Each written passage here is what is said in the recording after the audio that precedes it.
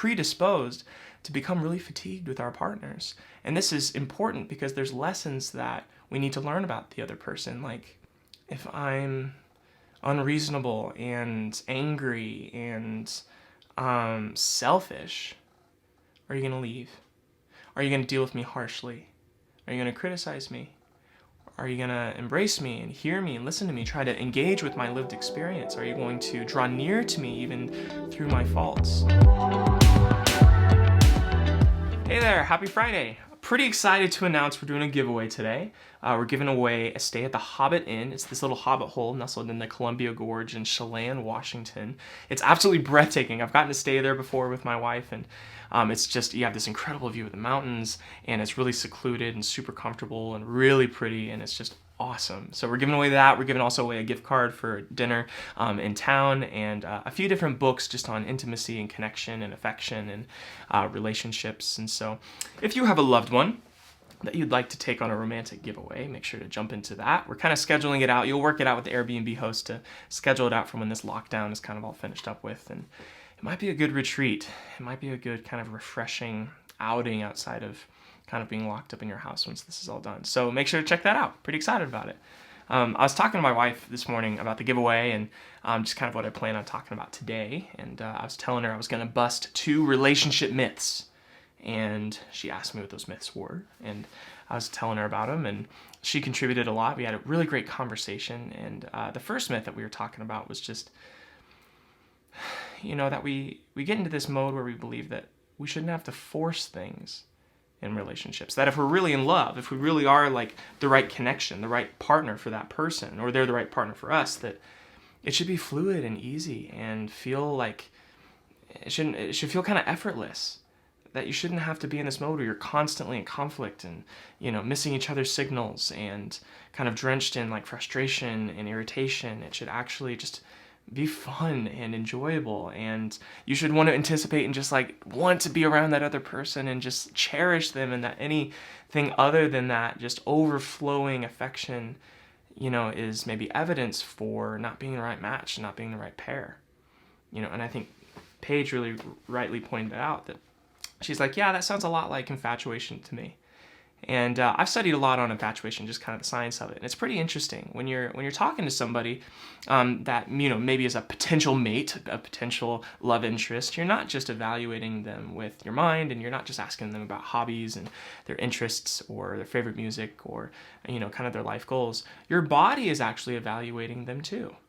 That you're actually experiencing their pheromones and their hormones, and their scent is very strong to you, that your body is evaluating that. It's evaluating whether you're a genetic match. It's evaluating just like kind of your state of attraction.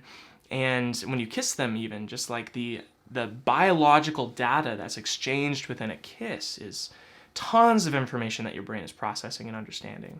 And if you're a really great genetic match, it'll taste sweet to you. Their saliva will actually taste sweet. And if you're not, that you'll be repulsed by their breath and frustrated and a little bit disgusted by their kiss. And there's this real like ability that our bodies have to kind of sift through who's the right match, not just maybe philosophically or with our interests or kind of as a person, but even biologically.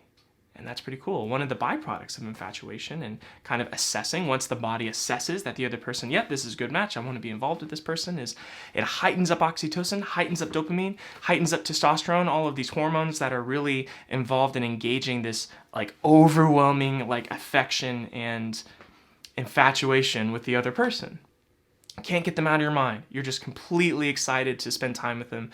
It's overwhelming how much you just really admire and you love them. And what our brains do also is that it turns off the inhibitory functions of being able to see someone's faults and being able to see someone's shortcomings and the places even in their character that are that could use growth. And we see really only the strengths, and we minimize the parts that maybe are prone to error. And we are just completely overwhelmingly in love with them.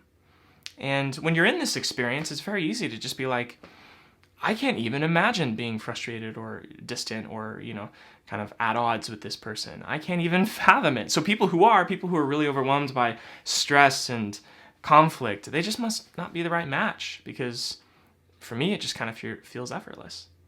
And what's interesting is this infatuation stage, it dies off. And people are really startled when it dies off because the oxytocin goes down, the dopamine goes down, and you start to realize their faults. And it's very common, like maybe a year to 3 years into maybe a marriage or being in a long-term relationship with somebody, like, they'll come into the office for me and they'll just report, hey, they just started getting really controlling and they're really messy, or they're really, they're not good with money and they want to do all this, and they're really irritating in this way. I'm really fatigued by them in this way. They changed. And it's like, well, no, they were that terrible the whole time. You just didn't see it. Like, you're just now noticing what they've been this whole time. And that's really startling for people to realize. But this is important because this is what actually creates bonding. And it's really good that our brains do this, because initially we really do need that bond. We need that really strong incentive to bond really fast and really tightly right away, and to deprioritize other things in life and to prioritize the relationship so that we can establish that. But then in the long term, what we need is an ability to see someone's faults and interact with them in a positive way. And to understand the places that our partner needs to grow, and to love them and embrace them despite those faults, and to interact with those places where they need to grow, where we need to grow, in a way that results in trust. Because what we'll find, and actually we're predisposed to become really fatigued with our partners. And this is important because there's lessons that we need to learn about the other person. Like, if I'm irritable, fatigued, and grumpy, will you stay? If I'm unreasonable and angry and selfish, are you going to leave? Are you going to deal with me harshly? Are you going to criticize me? Are you going to embrace me and hear me and listen to me, try to engage with my lived experience? Are you going to draw near to me even through my faults? And there's these opportunities for maybe a break in trust and a break in intimacy, or an establishment of trust and intimacy. And each of these little exchanges, these little almost kind of seemingly insignificant arguments and bids for each other's attention, are really the building blocks that form a really deep and rich intimacy that's so much more meaningful than just mere infatuation.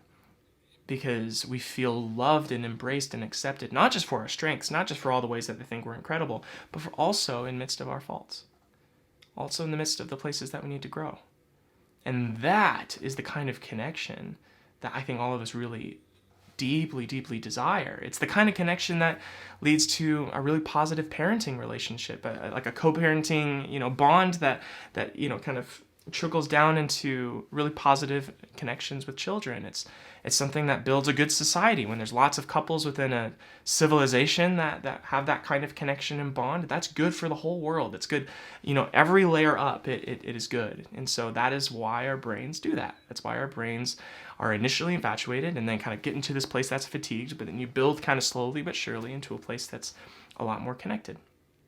And this kind of goes with the second myth. The second myth is that you shouldn't question the relationship. There's this kind of underlying assumption that if I'm questioning if this relationship is the right thing, that's evidence for that I'm not in the right place. And this kind of goes out of that same place, out of the infatuation mindset. It's like, well, I'm just so overwhelmingly in love, and so, it hasn't even occurred to me that this isn't the right person. So if that thought entered my mind, that must be evidence that it's not the right match. And on contraire, I think everybody questions that. It's like everyone gets to that point where the infatuation dies down, you kind of level out, you're in that place of fatigue, and it's like, did I make the right choice? Is this worth it? Or maybe it's not questioning the whole relationship as a whole, but it's just like, man, can I be honest with this person? Can I really be available for this person? Does this person really, am I safe to depend on them? Like, there's these really fundamental questions about just the quality of the relationship that sneak in that really alarm us, because we didn't expect to be asking those questions at all. Maybe we were so sure of the answer for the first several years of the relationship while we were in infatuation, and now that we're kind of seeing a different side to the person, we're starting to be like, oh my gosh, well, with all these negative faults in here, I'm just not sure of anything anymore. But again, that is an opportunity to draw near each other, because here's the reality, is that our minds are disaster creating machines, meaning they create in the abstract world of conceptual thought all these different potential disasters in every way that things can go wrong, and then they try to avoid them. And so it's like so your thoughts die and you don't is kind of the idea. I would rather conceptualize a possible way that it could go wrong and then avoid it than, just kind of walk blindly into every situation and not really give anything any forethought and then find myself in a lot of trouble. And so our mind, that's kind of the activity of what a brain does, is it thinks about how everything could go wrong. And it's good that it does that, but it can be alarming when we don't expect it to do that. And so we have all these thoughts like, oh my gosh, is this even the right thing? And then even the presence of that thought was like, oh my gosh, I never even thought that would come into my brain. But really, that comes into everyone's brain. That's just kind of what brains do, is they think of the worst possible catastrophes that could happen and they try to avoid them. And so what happens is we're so nervous that these thoughts even come in that we try to avoid them and not think about them, and then we never engage that thought, make any ground on that maybe line of questioning in our own minds. And we don't come to the conclusion, nope, yeah, okay, I considered that, but no, I really am in the right relationship. I want to be with this person. I want to make this work, and I'm willing to put in the effort into communication and listening and all the kinds of things that build up a relationship into intimacy so that we can have that rich connection, at the end of maybe several years of commitment. And, I had a mentor tell me once that, the mark of a well-trained mind is the ability to consider a thought without embracing it. That there's a difference between maybe having a thought and looking at it from each angle before kind of wearing it and putting it on and accepting it as truth. And when these thoughts come in of, man, this should just be easy, this should just be fluid, it shouldn't be this hard, or am I even in the right relationship? Is this the thing that I should be even, considering? It's when all those things come in, hold that with an open hand. Know that that's kind of a normal experience that everyone goes through, is that we're all in a place where we kind of dip off of infatuation, get into a place where we feel fatigued and kind of at odds. But the opportunity before you is to use each of those experiences as ways to draw near each other, draw near in connection, to problem solve, to listen, to attend to the lived experience of the other person, and build trust. So those are my thoughts. Those are my thoughts for this Friday. I hope that you have a great week, and make sure to sign up for the giveaway. I'm excited to be doing that, so check that out. Thanks, guys.